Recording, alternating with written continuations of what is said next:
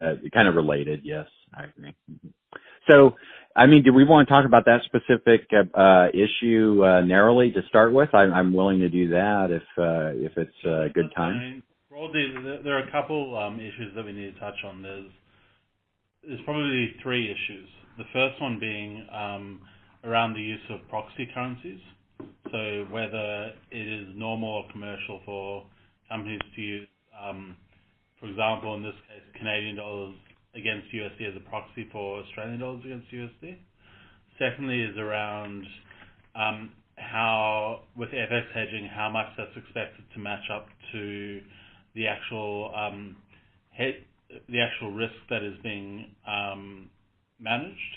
In this case, being that they hedge against more than what they're telling us was the risk. And thirdly is just generally around processes like, what sort of evidence we'd expect to see and things like that for making sure that the FX hedging is actually connected to the risk that they're telling us that it's connected to.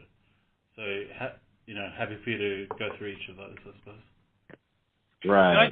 Can I just ask a question, David? Did you actually, when you say did you guys send a summary for discussion with the GLG experts? Did you actually send that summary, which was dated the 2nd of November?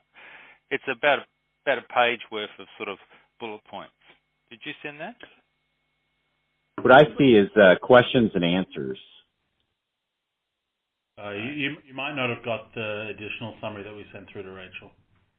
Yeah, that's a pity. Yeah, there's a summary. It's quite a good summary about the topic, background, and information questions we are seeking to understand.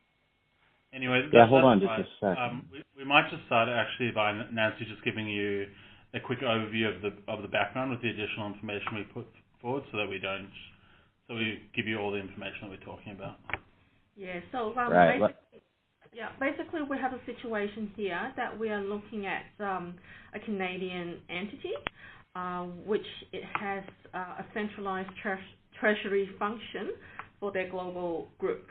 And they entered into a FX hedging in Canadian dollars against USD with Canadian banks, and it's back in 2015 calendar year.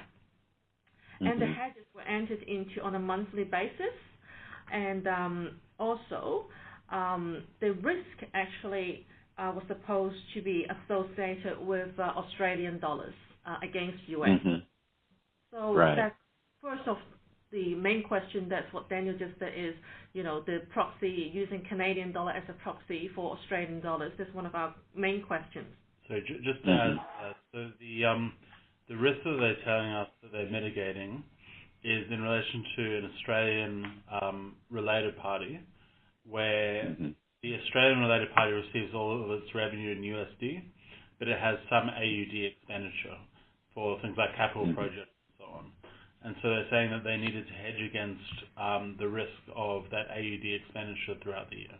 Yeah, and for our understanding, it was the hedging was to cover FX risk against a project, and the project, the amounts that we know of, is much less than the amounts that they hedged in that year in total. So correct. Why we want to know, is it common practice to hedge more than necessary than the expenditure? Right. So there's two issues. There's the instruments that they're using and how well they match, and then number two would be the volumes. So why don't I talk about the volume first, and then the more complicated issue I think is the match. And I'll just say a couple of things here, and then we can delve into either of those that you want to get in more detail. First of all, on the volume, oftentimes the volume doesn't match. It can be greater than or lower than the risk amount for the period in question for a couple of reasons. In this case, it's greater, so let's focus on that. A reason why they may hedge a greater amount during a period is they may be accepting a certain amount of calendar risk to hedge volume or volumes of risk that are in other periods.